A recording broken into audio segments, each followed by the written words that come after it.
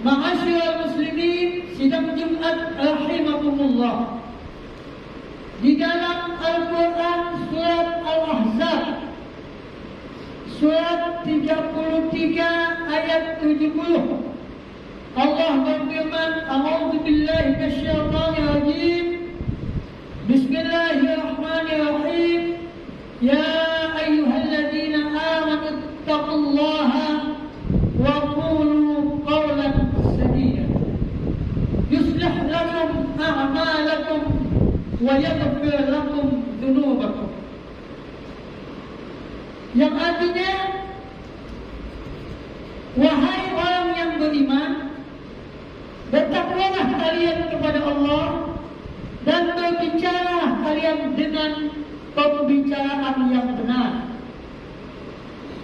Niscaya Allah akan memudahkan dan memperbaiki segala amalan-amalan kalian serta mengampuni dosa-dosa kalian.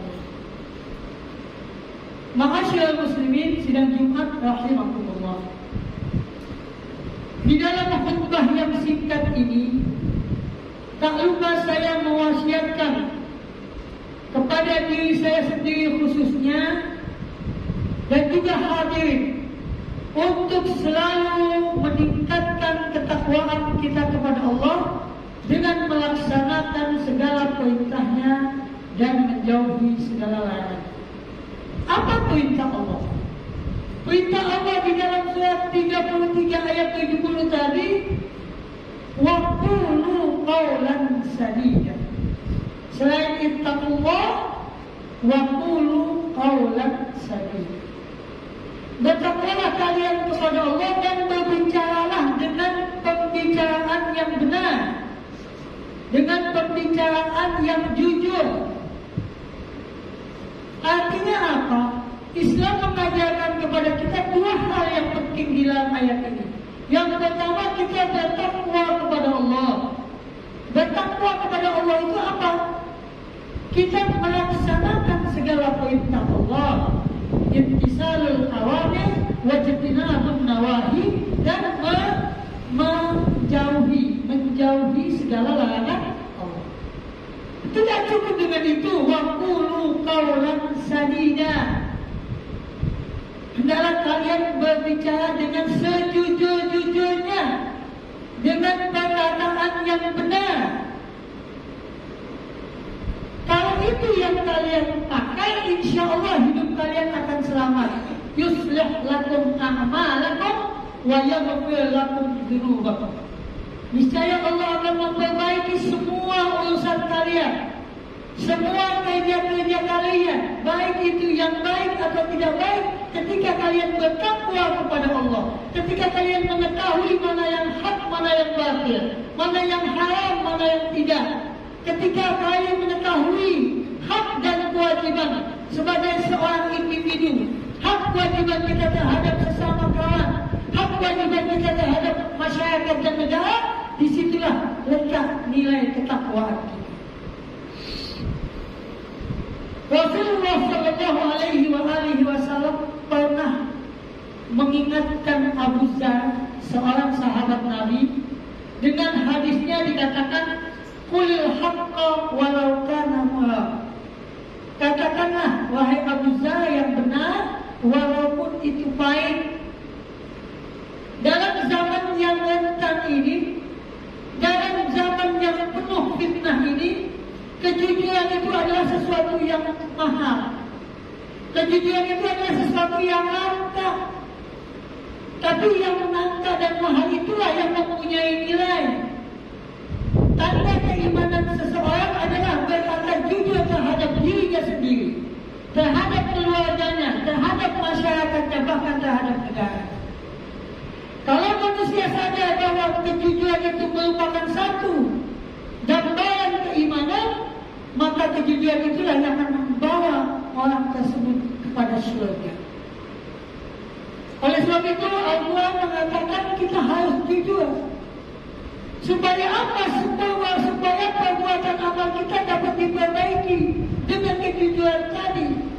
Tapi kita ketika tidak jujur, kita berdusta, kita berbohong, kita mengambil hak orang lain, kita mengambil hak kawan kita, kita mengambil hak saudara kita, semua itu nanti akan menjadi pertanggungjawaban dan itu akan menjadikan kesulitan di dalam kehidupan kita, baik di dunia ini maupun di akhirat nanti. Maka Abu Dzar ketika Rasulullah bersabda demikian dipegang. Kita tahu Abu Dzar Al-Ghifari adalah salah seorang sahabat Nabi yang namanya adalah Jundub bin Junadah.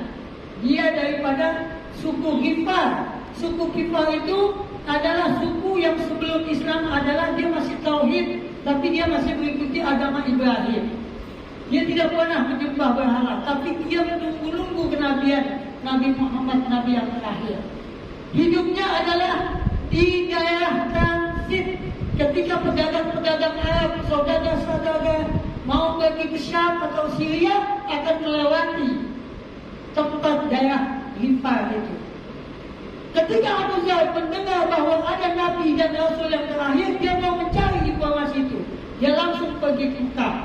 Jauh dari tempat Ghifar langsung ke Mekah dicari yang namanya Muhammad yang mengaku Rasulullah. Dia mau lihat akhlaknya bagaimana. Akhirnya dia tidak ketemu Muhammad. Pertama dia ketemu dengan Nabi Muhammad, tapi dia tidak nggak, Nabi pun nggak tahu. Akhirnya dia ketemu Sayyidina Ali. Kemudian selama 3 hari diajak hidup di rumah Sayyidina Ali, kemudian baru ketemu Muhammad. Dan di saat itu ketika Abu Dzar melihat jujurnya Muhammad, baiknya Muhammad, menjadi uswatun hasanah Muhammad untuk dunia ini, maka dia percaya akan agama Muhammad, kemudian dia masuk ke dalam Islam. Dia bersyahadat, mengatakan asyhadu an la ilaha illallah wa asyhadu anna Muhammadar Rasulullah. Aku bersaksi bahwa tiada Tuhan kecuali Allah dan Muhammad adalah utusan Allah. Dan itu pada masa dakwah secara sirriyah, pada masa dakwah secara rahasia. Yang mendukung Muhammad sedikit minoritas. Bahkan yang mendukung Muhammad itu tidak mempunyai apa-apa di status sosial. Akhirnya Muhammad bilang, kamu cepat-cepat pulang setelah ini ke tempatmu, setelah kamu bersyahadat, kamu jangan bicara banyak tentang apa, tentang misi yang kamu dapat ini. Kenapa? Nanti demi keselamatanmu. Tapi sebagai seorang yang jujur, Abu Dzar, dia kemudian sholat. Kemudian walaupun Nabi Muhammad belum sholat, tapi sholat zaman dulu sudah ada. Dia sholat di Masjidil Haram, kemudian dia mendeklarasikan tentang syahadat dia. Padahal sudah diperingati oleh Nabi Muhammad SAW. Karena ini adalah masa dakwah sirriyah. Dia tetap mengatakan asyhadu an la ilaha illallah wa asyhadu anna Muhammadar Rasul. Di depan umat, di depan halayak ramai. Dengan syahadat yang diungkapkan itu, Abu Dzar dipukulin di Mekah itu, di depan Ka'bah itu oleh orang-orang kafir Quraisy. Tentu kemudian diketahui oleh Abbas adalah paman Nabi, seorang saudagar yang suka pergi dari Mekah ke Syam. Kemudian Abbas tanya, oh ternyata ini adalah dari bangsa Ghifari, suku Ghifari. Kemudian Abbas berkata kepada Quraisy, wahai Quraisy, celaka kamu memukul orang yang namanya Ghifari ini dari suku Ghifari, nanti kamu akan bahaya ketika kamu berdagang lewat daerahnya. Kemudian Abbas menyelamatkan dia, kedua kemudian dirawat, kemudian langsung Abu Dzar untuk yang kedua kali mendeklarasikan syahadatnya. Lalu kemudian dipukuli lagi, akhirnya Abbas menyelamatkan lagi, kemudian disuruh pulang. Artinya apa? Di dalam sejarah Islam, dari periode pertama yang percaya kepada Rasulullah adalah di antaranya Abu Dzar.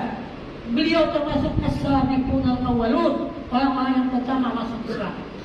Dengan keyakinan dan keberanian dia menerima resiko, hanya mengucapkan syahadat. Kemudian di akhir hayatnya pun Abu Dzar, karena hanya di muka bumi ini mulut Abu Dzar saja yang jujur, maka Abu Dzar dibuang ke Rabazah, dibuang ke satu tempat pengasingan demi mempertahankan agama Rasulullah dan agama Allah yang mengajarkan kejujuran. Oleh sebab itu, dengan khutbah yang singkat ini, apapun ceritanya di masyarakat kita, apapun ketika kebenaran bertentangan dengan kepentingan, hendaklah kita mengatakan apa itu yang benar. Karena kalau kita berpandukan kepada Al-Quran, dari kita mulai bukti hidayah mustaqim, tidak ada keraguan daripadanya.